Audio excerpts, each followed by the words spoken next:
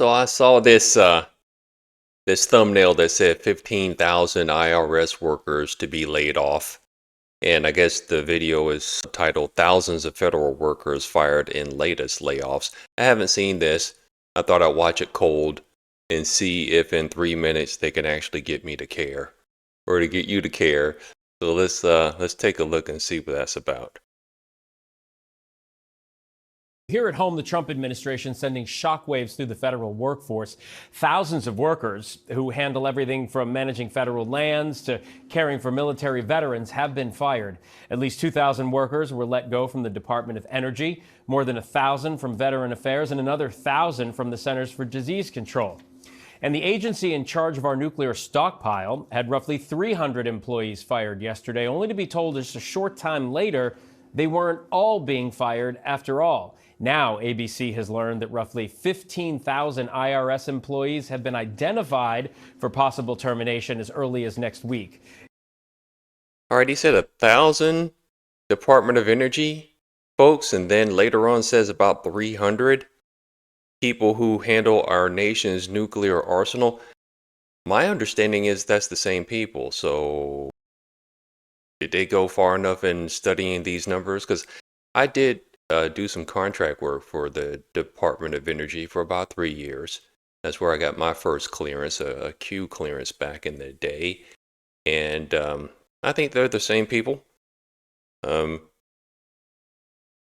There's waste everywhere in the government. It's hard to get people to care because we know it doesn't cost $7 trillion a year to still go in debt trillions of dollars per year. We're on pace right now to get $1 trillion of new debt every 100 days.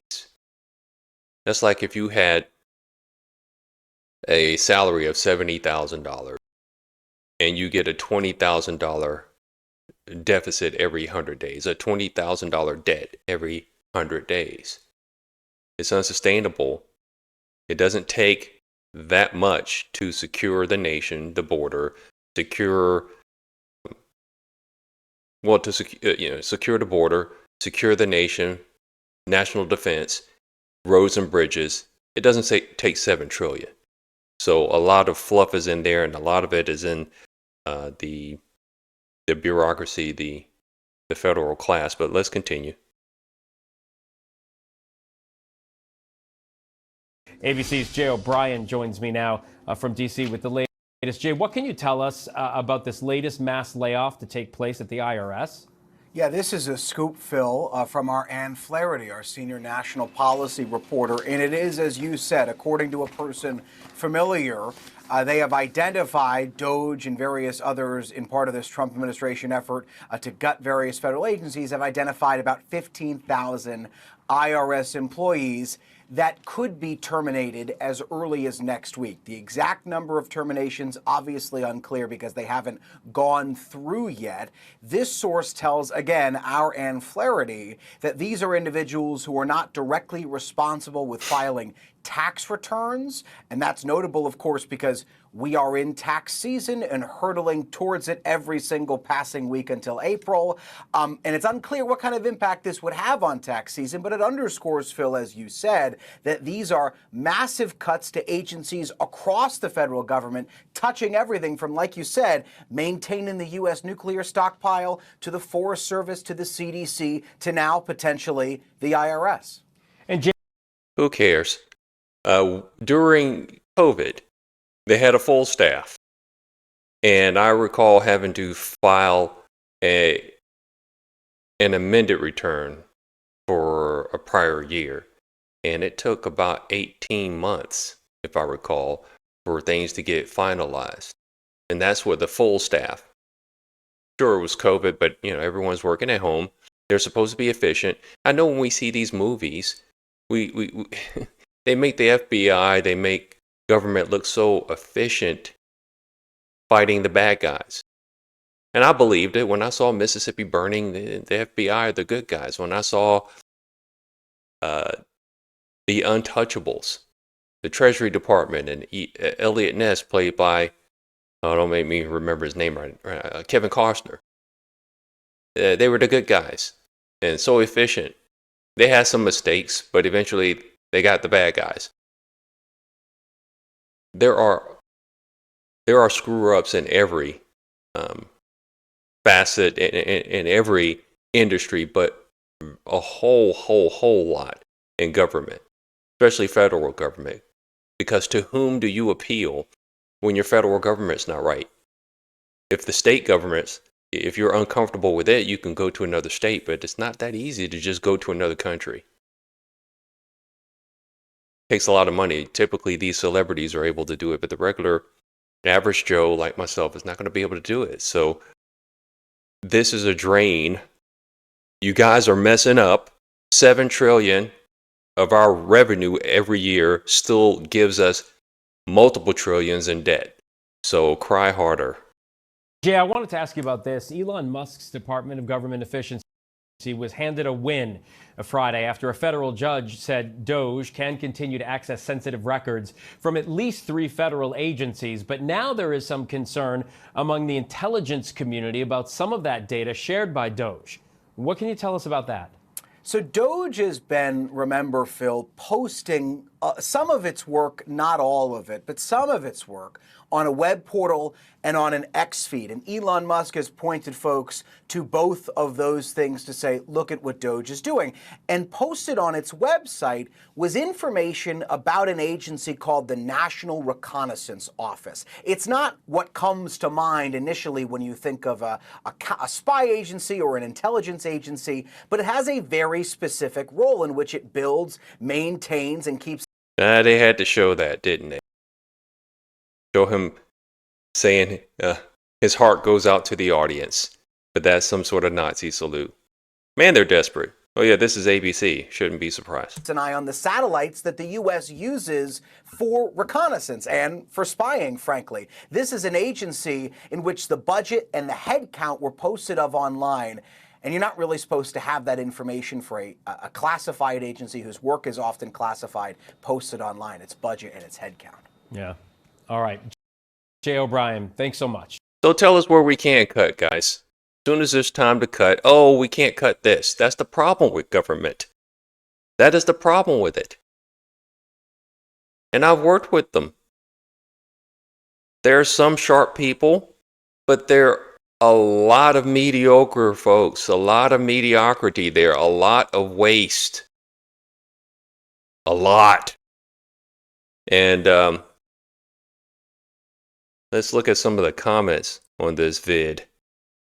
That unemployment line is about to be insane. Yeah. With all the federal employees being laid off, the unemployment rate will go up. Well, these folks are so skilled, they ought to be able to find work at H&R Block. Or TurboTax. Or open up their own accounting firm. Or work for another accounting firm. They're connected. These people are connected. They ought to be able to get other work, especially if they're in D.C.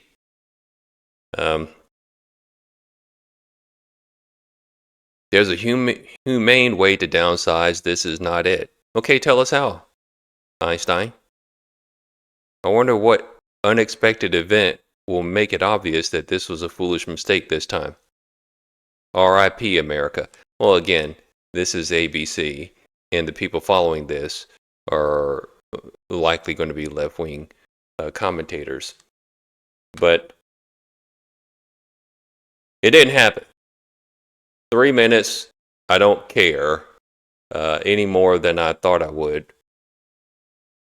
15,000 is a good start for the IRS. In fact, I'm encouraged by the fact that Howard Lutnick, I forget his official position, but he's one of the finance guys there on the cabinet, and he has talked about how President Trump does want to get to the point where people making $150,000 or less pay no taxes.